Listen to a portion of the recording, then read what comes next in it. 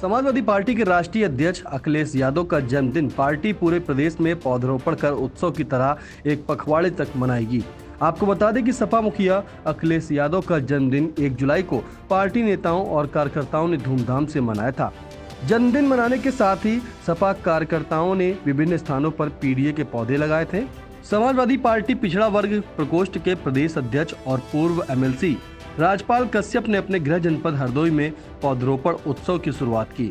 उन्होंने हरदोई के शहीद उद्यान में सैकड़ों सपा कार्यकर्ताओं के साथ नीम, बरगद, पीपल सहित अन्य प्रजाति के पौधे रोपकर इस अभियान की शुरुआत की।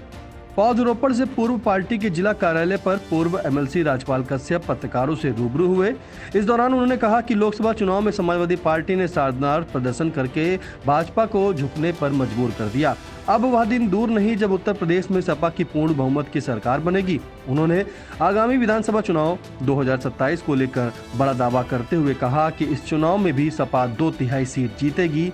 इसके अलावा जिन सीटों पर सपा प्रत्याशी हार गए थे वहां एक कमेटी बनाकर हार के कारणों की समीक्षा की जाएगी। उन्होंने भाजपा पर आरोप लगाया कि शासन सत्ता के दम पर बीजेपी ने चुनाव जीता है। यहां तक कि वाराणसी में भी पीएम नरेंद्र मोदी को चुनाव जीतने में पसीने आ गए। पूर्व एमएलसी ने हाथरस की घटना पर दुख जताते हुए घटना की न्यायिक जांच और दोषियों पर कड़ी कार्रवाई की मांग की। उन्होंने भाजपा सरकार पर आरोप लगाया कि यह सरकार बेरोजगार को छल रही है। उन्हें रोजगार देने के बजाय या तो शॉर्ट टर्म अग्निवीर भर्ती कर रहे हैं या फिर आउटसोर्सिंग के जरिए टेम्परेरी नौकरी दे रहे हैं। उन्होंने कहा कि समाजवादी पार्टी की सरकार जब सत्ता में आएगी तो न केवल पुरानी पेंशन योजना बहाल की जाएगी बल्कि बेरोजगार युवाओं के लिए भी रोजगार के नए अवसर दिए जाएंगे। इस दौरान समाजवादी पार्टी के हरदोई जिलाध्यक्ष सराफत अली, पूर्व सांसद उषा वर्मा, पूर्व विधायक अनिल वर्मा, अजय पाल, रामलली वर्मा, टिल्लू वर्मा, राम ज्ञान गुप्ता सहित सैकड़ों सपा कार्यकर्ता मौजूद रहे।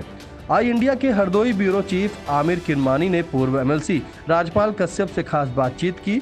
इस दौरान उन्होंने बीजेपी सरकार पर जमकर निशाना साधा और यूपी की 10 सीटों पर होने वाले विधानसभा उपचुनाव को लेकर क्या कुछ कहा, आप भी सुनिए। लखनऊ विश्वविद्यालय से छात्र राजनीति शुरू करने वाले और वर्तमान में पिछड़ा वर्ग प्रकोष्ठ के प्रदेश अध्यक्ष पूर्व एमएलसी राजपाल कश्यप हमारे साथ हैं। आइए उनसे जानते हैं, आज वे कार्यालय पे आए, यहाँ वृक्षारोपण का कार्यक्रम है, क्या संदेश देना चाहते हैं वृक्षारोपण के माध्यम से? समाजवादी पार्टी के राष्ट्रीय अध्यक्ष माननीय श्री अखिलेश यादव जी के निर्देश पे पूरे प्रदेश में पीडीए पेड़ वृक्षारोपण अभियान चल रहा है। ये सप्ताह भर का अभियान है। उनके जन्मदिन से संकल्प कार्यकर्ताओं नेताओं ने लिया और पीडीए पेड़, नीम, बरगद, पीपल, क्योंकि पर्यावरण का भी जो संकट अभी दिखाई पड़ा उसके चलते भी समाजवादी पार्टी और माननीय अखिलेश यादव जी लगातार पर्यावरण पे काम करते रहे। जब उनकी सरकारें रहीं तब भी उन्होंने पर्यावरण पे बहुत काम किया, वृक्षारोपण किया, नदियों पे काम किया, चाहे वरुणा नदी पे कॉरिडोर बनाया हो, चाहे यमुना नदी पे बनाया हो, चाहे गोमती नदी पे बनाया हो, इनको साफ़ करने का भी काम किया और साथ साथ में सोलर एनर्जी पे बहुत काम किया, तो साइकिल ट्रैक बनाया, ये सारी चीज़ें देने का काम किया था और वो लगातार समाजवादी पार्टी काम कर रही है। और पर्यावरण और हम लोग, हमारे पार्टी के नेता कार्यकर्ता, आज जनपद हरदोई में हूँ, कल फरुखाबाद में है, फिर बदायूं में है, फिर बरेली में है, फिर शाहजहांपुर में है, लगातार इसी तरीके से हमारे पार्टी के कई नेता विभिन्न जनपदों में भी जा रहे हैं और हमारे ज़िले के भी सभी नेता, सांसद, पूर्व विधायक और सभी लोग, जिला अध्यक्ष से लेकर पूरी पार्टी के कार्यकर्ता अपने अपने तरीके से वृक्षारोपण करके इस पर्यावरण को सही करने का काम कर रहे हैं और समाजवादी पार्टी की भी जड़ें मजबूत करने का काम कर रहे हैं। जैसे बरगद का पेड़ जड़ें जमा लेता है, उसी तरीके से समाजवादी पार्टी भी अपनी जड़ें और माननीय नेताजी के जो संकल्प लिया था और नेताजी ने जो पौध लगाई और उसकी समाजवादी पार्टी की जड़ें मजबूत करने की बात कही। उत्तर प्रदेश में 37 सीटों विजय मिली है। अभी हाल में उपचुनाव होने वाला है, 10 विधानसभा सीटों पर आपको जाना है।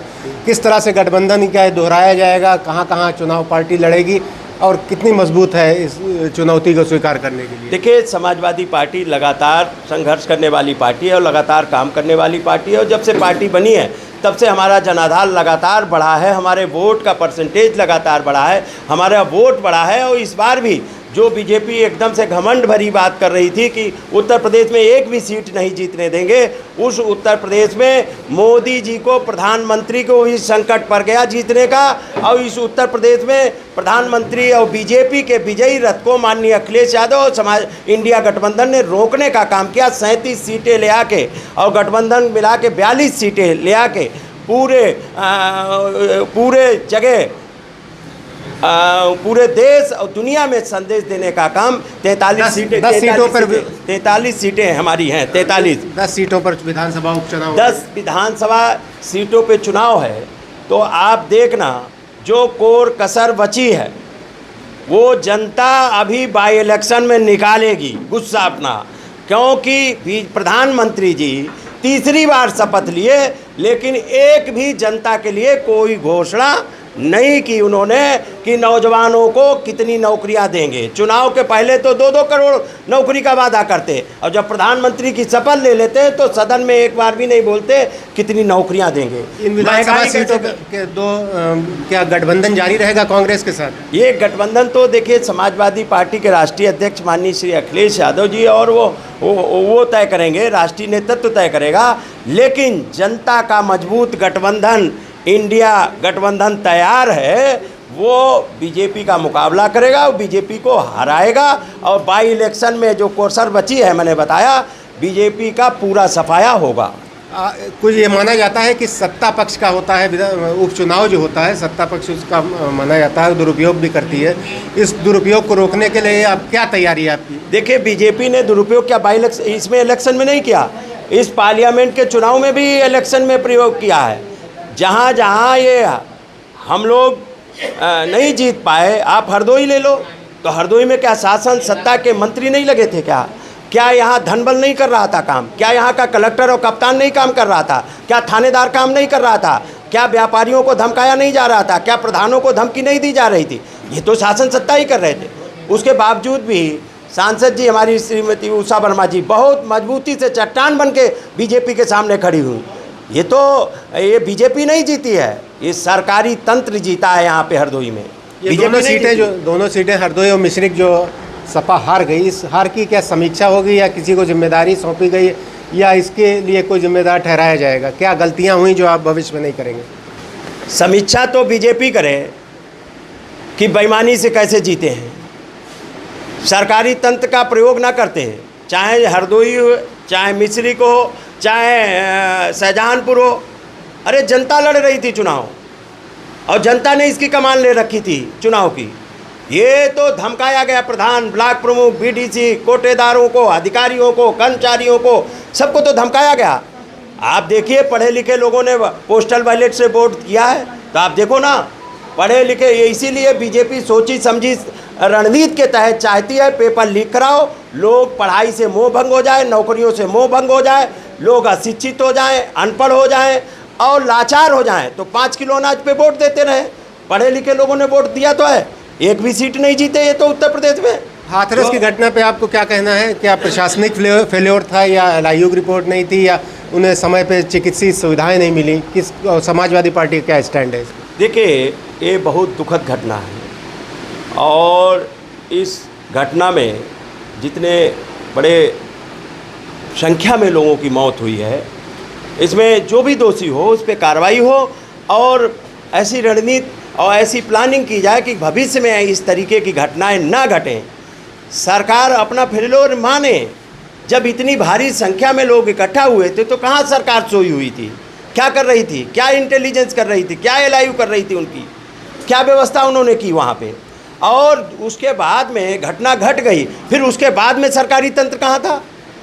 कहाँ एम्बुलेंस थी उनकी? कहाँ अस्पताल में डॉक्टर थे? दवाइयाँ नहीं थी। अगर सही टाइम पे सबको इलाज मिल जाता, सही टाइम पे दवाइयाँ मिल जाती, एम्बुलेंस मिल जाती, तो और लोगों की भी जानें बचाई जा सकती थी। तो राज्यपाल कश्यप का साफ तौर पर कहना है कि वे विभिन्न मुद्दों को लेकर फिर से जनता के बीच जाएंगे। शीघ्र ही 10 विधानसभा सीटों पर उपचुनाव होने वाले हैं, उनमें कमर कस ली है, तैयारी कर ली है और फिलहाल अभी ये पौधारोपण के लिए जा रहे हैं अखिलेश यादव जी के जन्मदिन के अवसर पर। हरदोई से आमिर किरमानी।